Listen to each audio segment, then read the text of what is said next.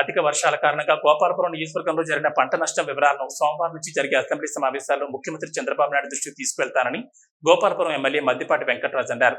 తూర్పుగోదావరి జిల్లా గోపాలపురం మండలం పెద్దాపురం, చిట్యాల, వెంకటాయపాలెం, చెరుకుమిల్లి తదితర గ్రామాల్లో అధిక వర్షాల కారణంగా ముంపును గురైన వరి పొలాలను ఆయన తెలుగుదేశం పార్టీ నాయకులతో కలిసి పరిశీలించారు. పంట నష్టం వివరాలను, రైతులు పెట్టిన పెట్టుబడి వివరాలను అడిగి తెలుసుకున్నారు. ఈ సందర్భంగా ఆయన మాట్లాడుతూ వచ్చే ఏడాది పంటలు నష్టపోకుండా ఏ విధమైన చర్యలు చేపట్టాలి, ప్రణాళిక రూపొందిస్తున్నామని అన్నారు. గోపాలపురం నియోజకవర్గంలో పంట పొలాలపై ఏరియల్ సర్వే నిర్వహించే విధంగా చర్యలు చేపడతానన్నారు.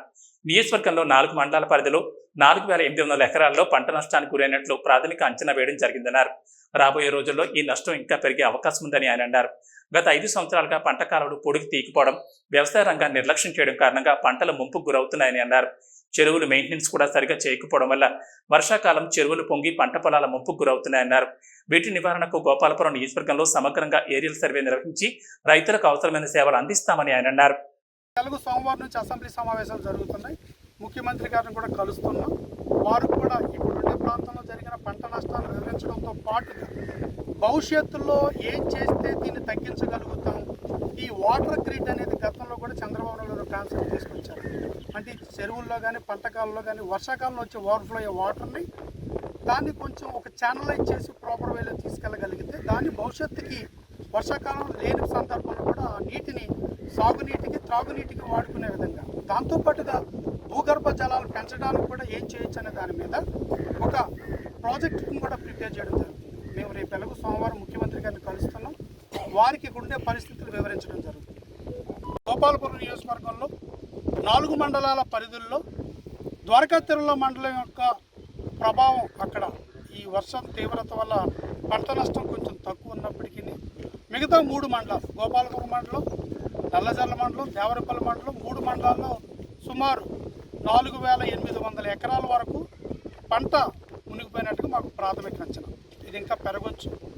అంటే ఒకవేళ కనుక ఈ నీటిని దారి మళ్లించగలిగితే కొంతవరకు ఈ ప్రభావం తగ్గించవచ్చు. సాధ్యంత వరకు ప్రభుత్వ అధికారులకు ఆదేశాలు ఇవ్వడం జరిగింది.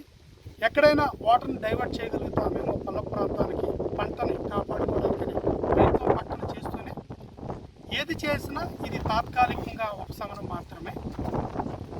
శాశ్వత పరిష్కారం ఈ పంట కాలువలు మొత్తం కూడా బెడ్ విడ్త్ని పెంచుకుని, అదేవిధంగా వాటి యొక్క బ్యాంక్స్ని స్ట్రెంథన్ చేసుకుని, ఎక్కడెక్కడైతే కలవట్లు కట్టాలో, ఎక్కడెక్కడైతే వాటర్ ఫ్లోకి ఇబ్బంది కలగకుండా బ్రిడ్జ్ల నిర్మాణం చేయాలో ఇవన్నీ చేసి, అదేవిధంగా ఇక్కడ మరొక దుష్ప్రభావం ఏం జరిగింది అంటే ప్రధానంగా ఊర్లకు కానీ, ఊర్లకు ఆనుకున్నా కానీ చెరువులు ఇన్ఫ్లో అవుట్లెట్ కానీ, అవుట్ఫ్లో అవుట్లెట్ కానీ సరిగా లేకపోవడం, అవి డ్రైనేజీలు పూర్తి చేయడం, వీటన్నిటి యొక్క ప్రభావం ఊర్లు కూడా మునిగిపోతుంది.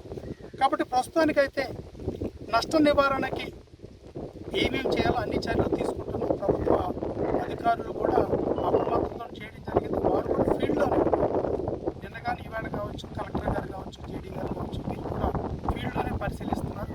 అలాగే పోలీసు యంత్రాంగాన్ని కూడా కొంత అప్రమత్తం చేయడం జరిగింది. వారు కూడా ఆదేశాలు ఇవ్వడం జరిగింది. ఏదన్నా కనుక ఎక్కడన్నా ఒక సహాయ చర్యలు చేయాల్సి వస్తే రెడీగా ఉండడానికి కూడా వాళ్ళు సిద్ధంగా ఉన్నారు. ఇలా అన్ని డిపార్ట్మెంట్ వాళ్ళు కోఆర్డినేషన్ చేసుకున్నారు. విద్యుత్ శాఖ వాళ్ళు ఎక్కడికక్కడే పోల్స్ ఏమైనా విరిగిపోయి మళ్ళీ రీబిల్డ్ చేసి అక్కడ విద్యుత్ సరఫరా. ఇలా ఓవరాల్గా యుద్ధ ప్రాతిపదికన అన్ని రకాలుగా చర్యలు తీసుకోవడానికి సిద్ధంగా ఉన్నాం. అయితే ఈ వర్షం తగ్గుద్దని భావిస్తున్నాం. ఇది ఇంకా కొనసాగితే ఈ యొక్క తీవ్రత ఇంకా పెరిగే ప్రమాదం ఉంది. కాబట్టి అక్కడికి రైతులు కూడా అందరూ కూడా కొంత పంట నష్టపోయిన వాళ్ళకి దీన్ని మొత్తం స్టడీ చేసి పంట నష్టం ఎంతవరకు జరిగింది, ఎంతవరకు దాన్ని రికవర్ చేయగలడం అనేది కూడా తదనుగుణంగా స్పందించడం జరుగుతుంది. అయితే ఇప్పుడున్న పరిస్థితుల ప్రకారం అయితే 4,800 ఎకరాలు పంట నష్టం జరిగింది, పంట మునిగిపోయింది. దీని నుంచి ఇంకా ఇది తీవ్రత పెంచడానికి చేస్తున్నాం. ప్రస్తుతానికి తాత్కాలిక ఉపసంహరించిన భవిష్యత్తులో దీర్ఘకాలిక ప్రణాళికలతో మొట్టమొదటి ఏరియల్ సర్వే చేసి ఇప్పుడున్న డేటాను కూడా డేటా పాయింట్స్గా తీసుకుని ఎక్కడెక్కడ నష్టం జరిగింది, ఏ ప్రాంతాల్లో పోతుంది, అక్కడ వరద తీవ్రత ఎంత, వాటర్ కొంత స్టడీ చేసుకుని భవిష్యత్తులో ఒక మంచి ప్రాజెక్టుగా తీసుకొచ్చి ఇలాంటి నష్టం జరగకుండా చేయడానికి డేటా పాయింట్స్ ఉపయోగపడతాయి. కాబట్టి ఆ స్టడీ కూడా చేయాలి. ఏరియల్ సర్వే కూడా కొంత ప్రారంభించడం జరిగింది. తద్వారా ఏ ప్రాంతాల్లో ఎలా చేస్తే భవిష్యత్తులో ఇలాంటిది పునరావృతం కాకుండా ఉంటుందనే దాని మీద ఒక పూర్తి స్టడీ కూడా చేయడం జరుగుతుంది. దీని మీద అందరం కలిసి ఒక ప్రణాళికతో ముందుకెళ్తాం. దీంట్లో రైతులు కూడా పార్టిసిపేట్ చేసి వాళ్ళ దగ్గర కూడా ఇన్ఫర్మేషన్ కలెక్ట్ చేసి దీన్ని ఎలా చేయొచ్చు అనే దాని మీద కూడా ముందుకెళ్తాం. ఇది ప్రస్తుత పరిస్థితి గోపాలపల్లి. నేను పెద్దాపురం గ్రామం రైతుని.